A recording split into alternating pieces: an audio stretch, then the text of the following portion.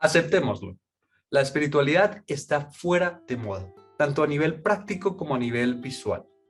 Y para mí no es de extrañar que hoy en día haya mucha gente que sí tenga deseo de espiritualidad, pero que no la quiera practicar, o por lo menos no la que le muestran normalmente. O sea, que no quiera hacer ciertos rituales, no quiera hacer ciertas liturgias, ni tampoco quiera ponerse ciertas vestimentas o hacer ciertas costumbres. Porque todas ellas, aparte de ya no estar de moda, obedecían a un viejo modelo espiritual, que ya no es practicable y que ya no es necesario en realidad más que sea antiguo. Lo que ha pasado a lo largo de la historia son múltiples ejemplos de civilizaciones, sociedades, personas que por no aceptar el nuevo modelo y quedarse anclado en ese antiguo modelo han terminado desapareciendo o empobrecidos o esclavizados. Y eso es lo que va a pasar espiritualmente a las personas que no hagan ese salto cuántico al siguiente nivel evolutivo que ya desde hace años entramos como colectivo humano a ese. Solo que las personas todavía siguen ancladas a ese viejo modelo porque de pronto no entienden cuál es ese nuevo modelo o simplemente desean seguir anclados a sus viejas costumbres porque les dan alguna ventaja.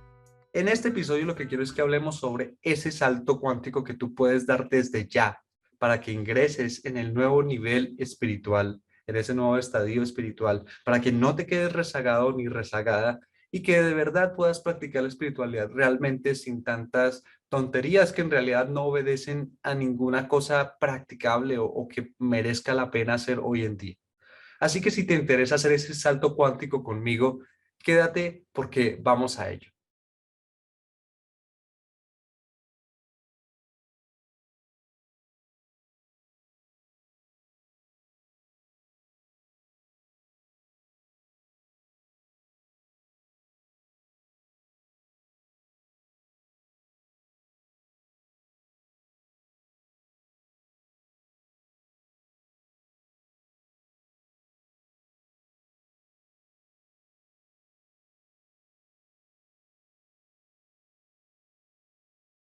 Bueno, poderoso, poderosa, bienvenido, bienvenida a este episodio número 277.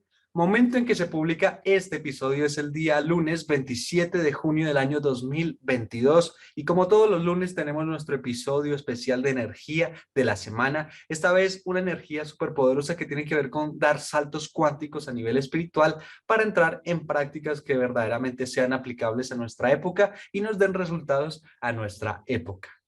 Antes de ir a nuestro tema, lógicamente me toca hacer la aclaración que hago en todos los episodios de energía de la semana, porque hay personas que pueden entrar al episodio y pueden decir, bueno, pero es que yo lo estoy escuchando y ya no es ni el día ni la semana en que se publicó, o sea que es una pérdida de tiempo. Yo te diría, hey, antes de que le des siguiente o que escojas cualquier otra cosa para escuchar, pon cuidado a esto porque no estás perdiendo el tiempo si escuchas este episodio.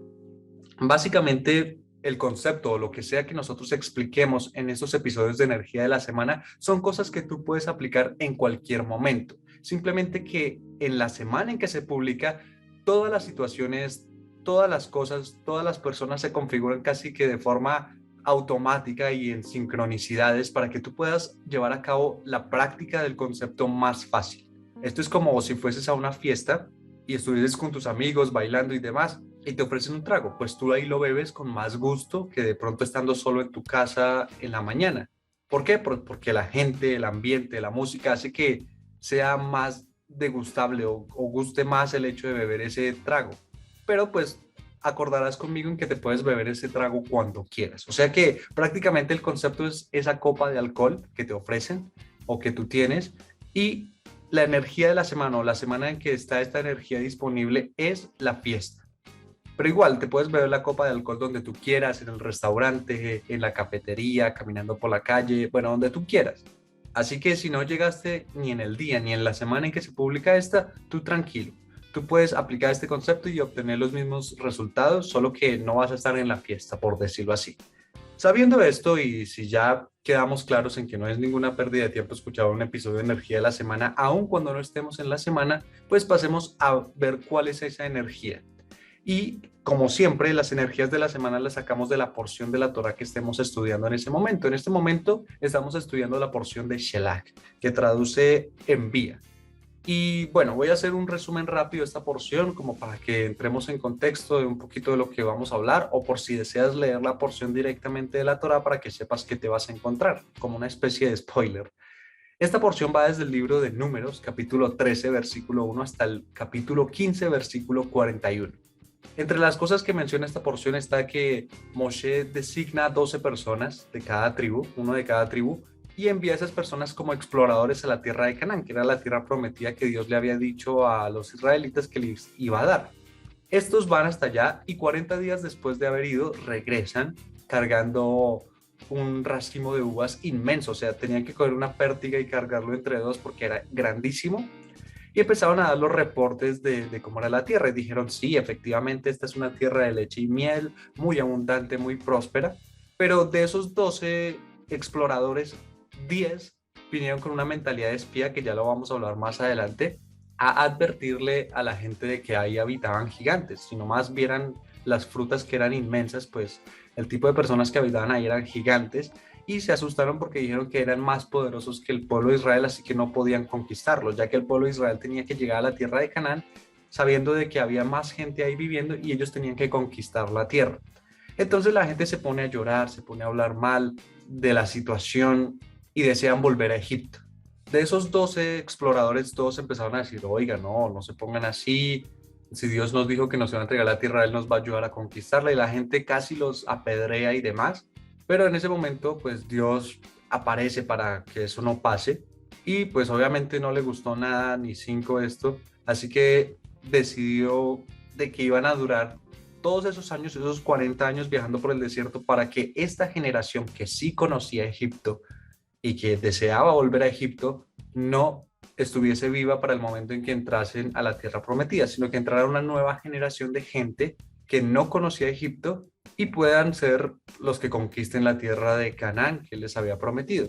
Obviamente un grupo de estas personas arrepentidos se abalanza contra la montaña para ir a conquistar la tierra, pero los amalequitas y los cananitas los repelen porque Moshe les dijo que ellos no estaban con la ayuda de Dios, entonces iban a perder si entraban en guerra en ese momento.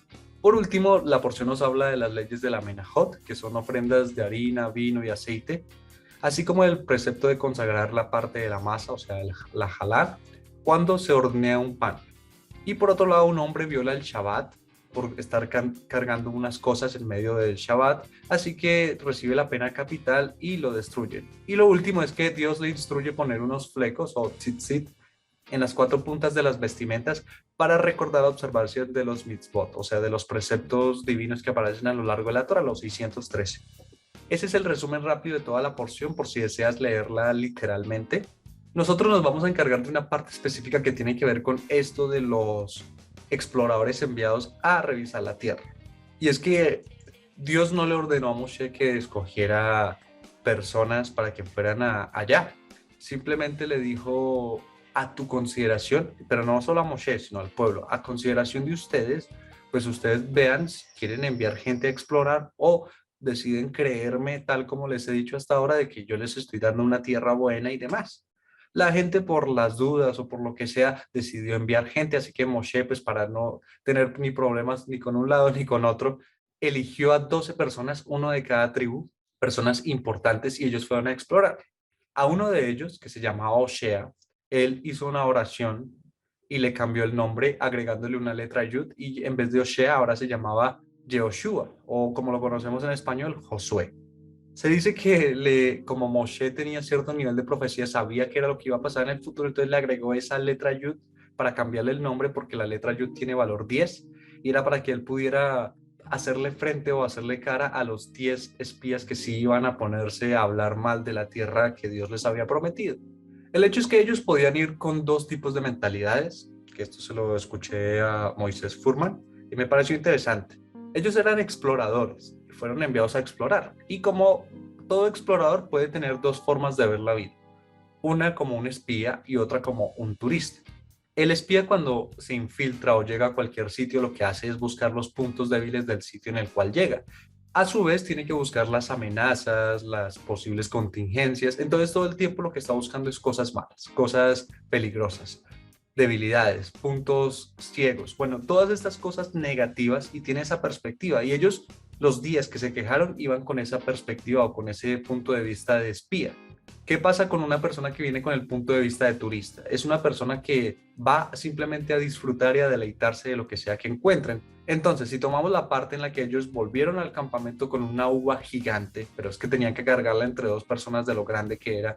Si yo soy espía, digo, wow, no, esta tierra es peligrosísima porque si la gente que vive ahí come esto, entonces son gigantes y no vamos a poder pelear con ellos, son más fuertes que nosotros. Un turista que diría, wow, qué maravilla, esta tierra tiene comida así de grande, o sea que nunca nos vamos a morir de hambre y esto va a ser abundancia total. O sea, se emocionaría por el hecho de que hubiese eso. Sin embargo, solo dos personas de las dos enviadas tuvieron esa perspectiva de turista, que fueron Caleb y Yehoshua. Los otros 10, pues sí fueron y llegaron a desmoralizar a la gente con sus palabras desde la perspectiva de espía, y por proteger el estatus de 10 personas, murieron 600.000 en el desierto, porque lógicamente tenían que caminar todos esos 40 años a lo largo del desierto simplemente para que toda esa generación muriera y que la siguiente pudiese entrar, o la siguiente que no había conocido Egipto. Entonces, repito, dejaron que murieran 600.000 personas solo para proteger el estatus de 10 personas, ya que eso que habían hecho ellos de forma desconsiderada, de desmoralizar a la gente, eso merecía cierto castigo. Pero para que ellos no perdieran su estatus porque eran personas importantes dentro de cada una de sus tribus, murieron 600.000. Y podríamos decir que el germen de la espía es lo que se llama el Sinat Hinam, lo cual traduce odio gratuito. Si nos vamos al Talmud, en la época que se estaba destruyendo el templo de Jerusalén, aparece Yermiau, o como lo conocemos en español, Jeremías, que él era el profeta que estaba en ese momento, y entró al templo a pedirle a Dios, a suplicarle que enviara a Jerusalén un hombre pobre para que pueda dar un tzedaká y así anular el juicio y no se destruya el templo. Si uno se pone religioso y literal, uno dice, wow, pero ¿cómo así? ¿Alguien pobre? Luego es que todos estaban ricos, ¿o qué? Y sobre todo si uno se pone a analizar en el momento qué era lo que estaba pasando. Jerusalén era una ciudad fortificada que estaba siendo asediada por los romanos en ese momento. Así que como toda ciudad asediada, pues tenía sus suministros, su comida para durar varios años ahí acuartelados resistiendo pues el asedio y que no entraran los romanos o el atacante que fuera dentro de la ciudad para saquearlos. Sin embargo, como ellos tenían este germen del Sinat Hinam, o sea, del odio gratuito, mucha gente estaba peleando entre ellos y había odio entre todos, no había unión ni nada. Y entre todo ese odio y demás, lo que pasó fue que se quemaron las reservas, hubo un incendio y se quemaron todas las reservas de comida, se quedaron sin comida.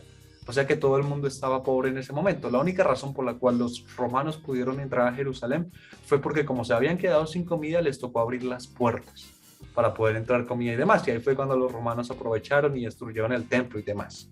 Así que cuando uno se pone a mirar Jeremías o Jeremías pidiendo una persona pobre que diera una caridad cuando todos en ese momento estaban pobres, lo que nos dice el Zohar es que Jeremías o a lo que se estaba refiriendo o lo que estaba suplicando era que enviara una persona pobre de ego, porque como todos tenían ese germen del odio gratuito, pues no había nadie que no tuviese un ego, porque una persona que no tiene ego pues no odia a nadie y tampoco va a entrar en rencillas ni nada, siempre está pensando en los demás. Así que fue este odio gratuito, este germen, que era el mismo que tenían las personas que fueron con la mentalidad de espías, los que destruyeron el templo. Y con la destrucción del templo de Jerusalén, pues se acabó la era de los sacrificios. O sea que hubo una gran revolución a nivel espiritual, sino que el problema con las revoluciones, y sobre todo cuando los cambios son tan abruptos como ese, es que termina muriendo mucha gente, porque tenemos la mala costumbre de aprender las cosas desde la destrucción, tanto a nivel como de colectivo humano, que tenemos que mirar un montón de guerras y un montón de sucesos peligrosos para entender que algo no debería ser. Por ejemplo, tuvo que pasar lo de Chernobyl para empezar a ponerle más medidas de protección y seguridad a la energía nuclear, o como personas, o sea, como individuos, que nos tienen que pasar las cosas más severas para que aprendamos las lecciones más valiosas. Tenemos que quitarnos esa costumbre de encima y empezar a aprender desde la armonía. En todo caso, se destruyó el templo y empezó una nueva era espiritual, porque con el templo fueron 2000 años en que la gente estuvo conectándose o haciendo su trabajo espiritual, llevando ofrendas y haciendo sacrificios dentro del templo. El templo en esa época no era un lugar como hoy en día lo conocemos, que la gente vaya a orar y a rezar, no. Era un sitio donde se hacían sacrificios y funcionaba también como hospital, porque la gente hacía esos sacrificios y ese trabajo espiritual de las ofrendas para poderse curar de lo que sea, no solo a nivel físico de enfermedades, sino también cualquier realidad enfermiza, no sé, que las finanzas decayeron, que la relación con la pareja está mala, todo se hacía a través de esos sacrificios, o sea, estábamos en un nivel de nefesh y todas las acciones físicas, porque ese nivel de alma nefesh, que es el más bajito, la acción física era lo que nos unía o nos conectaba con la espiritualidad. Con la destrucción del templo llegaron 2000 años de liturgia. O sea, ya no era necesario hacer los sacrificios. Entramos en una era donde tocaba utilizar la palabra, o sea, el nivel de alma ruach o espíritu, para poder realizar nuestra conexión espiritual. Así que hay una parte en el Zohar que dice que la persona que se ocupa de estudiar la Torá está haciendo lo mismo que hacía un sacerdote en la época del templo durante todo el día haciendo sacrificios. Hace el mismo trabajo espiritual porque la liturgia es también un sacrificio. Sacrificio entendiéndose no como matar animales, sino como un oficio sagrado. Entonces fueron 2000 años de liturgia donde el hecho de ir a la iglesia, hacer los cánticos, orar, recitar los versículos de la Biblia y demás, todo eso era un trabajo espiritual y una forma de conectar. Sin embargo, un sabio predijo que el día 11 de septiembre del año 1999 iba a haber un nuevo cambio e íbamos a pasar al siguiente nivel. Y de hecho ya estamos en ese nivel. O sea que hoy, año 2022, en que estoy publicando este episodio, ya han pasado 23 años. Bueno, ya casi 23 años. Y todavía hay gente que sigue en el viejo modelo de la parte de la liturgia, de que tienen que ir a la iglesia, que tienen que repetir los Ave Marías o leer el Sidur o lo que sea. Y también hay gente que todavía tiene que hacer sacrificios de animales y cosas así, lo cual eso ya pasó tanto de moda como de práctica, ya no es tan efectivo. O sea que pasamos a un nivel de alma que es más elevado que los dos anteriores, que es el de Neshama, que es un alma divina y es un alma intelectual, la cual lo que nos hace es conectarnos a través de pensamientos profundos. Nosotros con Neshama accedemos a pensamientos profundos que son los que nos hacen acceder a sabiduría y los que nos hacen tener ideas creativas. Y muchos jóvenes que hoy en día están naciendo ya en esta época, están naciendo con ese nivel de alma, Neshama, que tiene que ver con pensar, no tiene que ver ni con hacer ni con hablar, sino con pensar. Por eso para los jóvenes de hoy en día no es tan atractivo ir a la iglesia, escuchar el sermón, ir a la sinagoga, escuchar al rabino, ir a la mezquita y estar todo el tiempo escuchando lo que diga el Corán. No es atractivo porque es que ya no estamos en esa época. Es más, para ellos es inconcebible el hecho de pensar de que se necesitaba matar un animal para poder conectar con Dios. Es inconcebible. Lo anularían totalmente si se los propusieran. Entonces yo sé que hay personas que ya tienen hijos y que me escuchan o escuchan los episodios. Lo único que yo les diría es no le impongan a sus hijos ir a la iglesia. Más bien, ustedes hagan el salto evolutivo del que vamos a hablar en este episodio, del que estamos hablando en este episodio, para que ustedes puedan realizar su trabajo y poderles enseñar a sus hijos cómo es el trabajo espiritual, porque ellos ya están en ese de forma automática, ellos ya saben que no se necesitan ni acciones ni palabras, sino simplemente el pensamiento para poder hacer las cosas. Nosotros como somos de una época un poquito más antigua, y me incluyo ahí, pues nosotros veníamos de la época en la palabra. Nosotros ya acordamos con todo el mundo que necesitamos de la palabra o que la palabra tiene poder. Ellos ya están en un nivel en el que saben que el pensamiento es el que tiene el poder, el pensamiento es el que crea la realidad y lo hacen de forma intuitiva. Por eso es que uno ve tanto muchacho joven, y cuando digo joven estoy hablando de 17 años, por ejemplo, que están facturando muchísimo y lo único que hacen es crear contenido, o sea, utilizar su capacidad mental para crear cosas, sean de utilidad para la gente o no, pero por lo menos los entretienen. ¿Y eso qué es? Es trabajar pero con la mente. Y en este nivel de Neshama, la espiritualidad sucede tanto por ese pensamiento como por el amor en su nivel más elevado. Nosotros que veníamos de esa época antigua nos cuesta más trabajo amar a personas que no conocemos, que no hacen parte de nuestro círculo social. Y peor aún, las personas que todavía están con esa mentalidad de sacrificios animales y demás, pues les cuesta aún más porque ellos están desde una perspectiva en la cual todo el mundo es enemigo. Los que están en la época de la liturgia están en una mentalidad de los que están en mi círculo social son mis amigos, son los que amo y los demás son conocidos, amables. Estos niños o esta nueva generación ya ve todo el mundo como un amigo, ya ven, o sea, ellos son capaces de abrazar a una persona que no conocen con verdadero amor. Así que su nivel elevado de amor es lo que les permite tener una espiritualidad más elevada. Y si nos ponemos a ver la Sekla al Gadol Batorá, que es la máxima de la Torá dicha por Rabbi Akiva, que Rabbi Akiva entendamos que fue la persona que hizo la transformación más grande porque cuando él era joven, él estaba en contra de la Torá, del estudio y de todo eso, y al final terminó convirtiéndose y tenía más de 24,000 alumnos. Él dijo esta máxima de la Torá que es, ama a tu prójimo como a ti mismo, todo lo demás es agregado. O sea que poner en práctica los conocimientos de la Torá es amar al prójimo como uno se ama a sí mismo. Sin embargo, la razón por la cual uno tiene que estudiar Torá es porque no es fácil amar al prójimo, empezando porque la gente no se sabe amar a sí misma. Y una forma en la que uno ve que las personas no se saben amar a sí mismos es que dicen, por ejemplo, quiero empezar a comer mejor y por la noche terminan comiéndose una pizza. Puede que la disfrutaran, puede que estuviera rico, puede que la pagaran y que se sintieran súper abundantes pagando eso, pero como se habían dicho a sí mismos de que tenían que comer mejor y están comiendo eso, pues no se supieron poner límites y eso significa que no hay un amor hacia sí mismos. Entonces, como no hay un amor hacia sí mismos, no se saben amar verdaderamente, pues mucho menos van a poder amar a los demás. Esa es la única razón por la cual uno debería estudiar Torah, para llegar a esa máxima.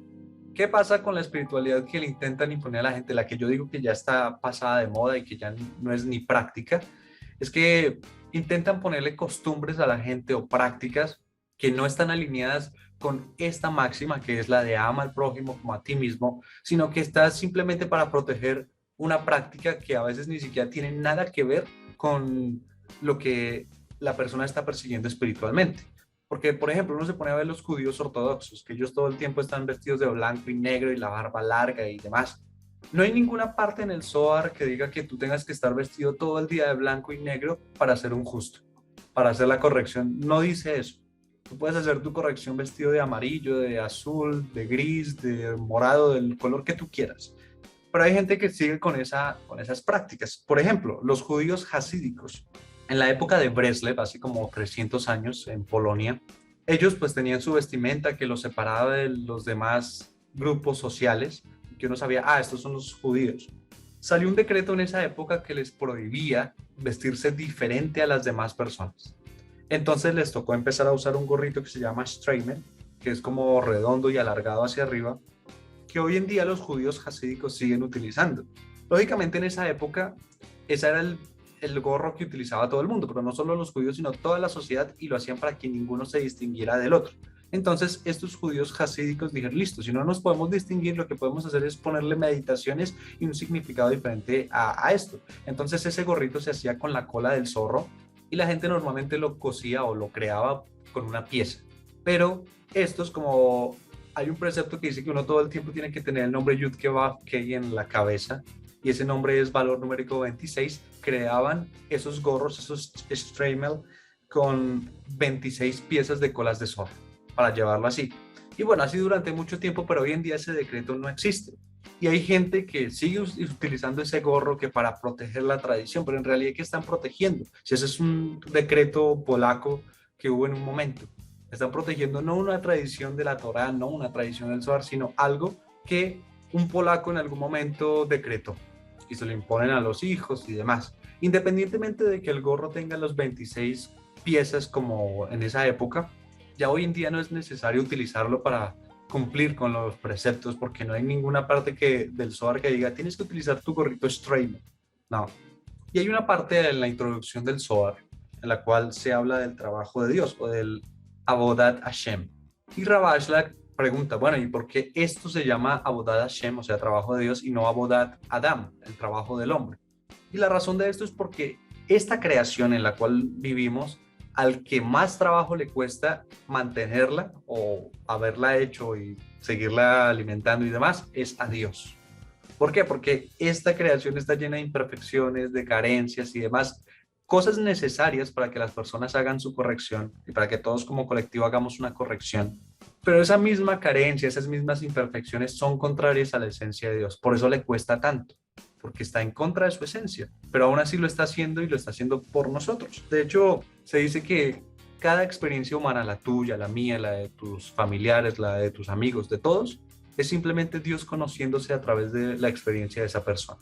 Entonces, en el fondo, cualquier cosa que una persona haga, así parezca terrible, un error, lo que sea, es perfecta para esa persona en ese momento y es perfecta para que Dios conozca esa faceta por medio de esa persona haciendo eso. Y este mismo Ravashlag nos dice que si uno encuentra jóvenes descarriados jugando en una plaza básquetbol y uno quiere de verdad ayudarles, si uno va vestido como un rabino o como una autoridad espiritual y empieza a hablar como una autoridad espiritual, los jóvenes no solo no querrán escucharlo a uno, sino que de pronto hasta se ríen, lo ignoran, lo insultan a uno y uno no les puede ayudar porque no quieren dejarse ayudar.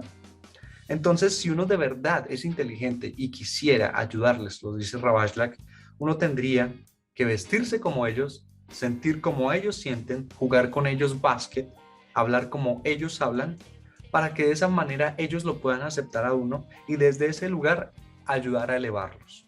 Y eso es lo que hace Dios con nosotros, con lo que te dije de que con cada uno de nosotros Él está viviendo una experiencia, conociéndose en esa experiencia. Porque si el joven está descarriado y yo tengo cierto nivel de elevación, para yo vestirme como él, hablar como él, jugar con él basquetbol, pues tengo que descender para entenderlo y para que me acepte y para poderle ayudar desde ahí. Dios hace lo mismo, Dios tiene que descender hasta nuestro nivel para mostrarnos cuál es el trabajo y para que nosotros sigamos ese trabajo. Porque el trabajo más difícil que existe en la espiritualidad es descender o bajar cada vez más bajo sin perder la espiritualidad misma. Entonces, muchas espiritualidades que todavía siguen con esto de, hey, tienes que ponerte esta vestimenta, tienes que seguir esta tradición, tienes que hablar de cierta manera, solo júntate con los tuyos, lo que están haciendo es poniéndose un disfraz y teniendo un cuaderno de instrucciones, o sea, no queriendo untarse, no queriendo bajar para elevar a otros, como lo hace Dios, y lo que hacen es generar más desunión. Porque entonces si yo no estoy vestido de cierta manera y voy a un barrio de hasídico, si no tengo el shtreimel, pues entonces me van a rechazar. Ojo, no estoy diciendo entonces que todos los hasídicos rechazan o que ellos me vean inferior por no vestir como ellos. Hay gente que respeta y hay gente que entiende que no todo el mundo es igual, pero dentro de ellos sí habrá gente que mire con recelo por debajo del hombro a las personas que no estén vestidos como ellos ni que practiquen lo que ellos practican. Y eso va en contra de la máxima de la Torá, que es ama al prójimo como a ti mismo. Y si parte de amar al prójimo es descender hasta su nivel para poderlo entender y para poderlo elevar desde ahí, sin perder mi espiritualidad, entonces ahí lo estoy haciendo es por el otro verdaderamente y estoy cumpliendo con esa máxima de la Torá, que es lo que entienden los jóvenes de hoy en día. Los jóvenes de hoy en día no tienen ningún problema en abrazar a una persona que viva en la calle y esté sucia. O sea, descender hasta ese nivel para poderlo ayudar y poderle dar comida, darle un oído que lo escuche. Las personas que están en el antiguo modelo les costaría muchísimo trabajo hacer eso de abrazar a una persona que esté sucia y que viva en la calle. Así que sabiendo que desde el año 1999, más o menos, estamos ya en una época en la cual no es necesaria la liturgia, tampoco es necesaria la acción física, sino que lo que importa es el pensamiento y tener verdadero amor hacia los demás. Y a veces tener verdadero amor es quitarse el disfraz, sea cual sea la religión que tú practiques. Porque lógicamente uno mira, por ejemplo, a la Iglesia Católica, cuando empezaron a aceptar homosexuales. Esa es una forma de quitarse el disfraz y empezar a pensar en el otro. Independientemente de que al que me esté escuchando le parezca bien o le guste o no le guste la homosexualidad o sea o no sea de este colectivo LGTBI, la Iglesia Católica con admitirlos en la iglesia lo que estaba haciendo era descender hasta ese nivel para poder ayudarlos a elevar. Pero muchos simpatizantes de la Iglesia Católica pues no estuvieron de acuerdo con eso porque era transgredir, porque era en contra de los principios de la virtud cristiana y bueno, sí, como que protegen una cosa en vez de pensar en la verdadera máxima, que es amar al prójimo como a sí mismo. Y habrán muchas personas que son del colectivo LGTBI que de verdad quisieran aprender las virtudes cristianas, pero que no pueden unirse porque simplemente están protegiendo unas tradiciones que ya son arcaicas, que ya no tienen uso hoy en día. Y las nuevas generaciones sí lo aprenden muy fácil. De hecho, la persona que viene aquí a la casa a donde yo vivo y me ayuda a hacer toda la parte del aseo, ella me cuenta de que tiene una nieta y la nieta parece que le da lecciones a ella de vida y la nieta tiene como 9 años no más. Me contaba una situación en la cual en el cuarto de los padres de su nieta había un televisor que por alguna razón hubo un accidente y se dañó la mitad de la pantalla. Entonces, claro, la persona que viene aquí a ayudarme con lo del aseo me empezó a decir de que ella estaba súper preocupada, diciendo algunas groserías de que ahora qué vamos a hacer, cómo vamos a pagar esta vaina. Y llegó la niña y le dijo, tranquila abuelita, lo material se recupera, lo importante es que no nos pasó nada a ninguno, ni a mí, ni a tu otro nieto, ni a nadie. Y así con muchos ejemplos más me cuenta cosas que la nieta le dice con 9 años y que uno dice, wow, estos niños de ahora nacen con sabiduría incluida porque de verdad son cosas muy sabias. Y es porque estos niños ya están naciendo en un nivel de pensamiento, un nivel más elevado a nivel intelectual. Así que hay que empezar a aprender más de ello.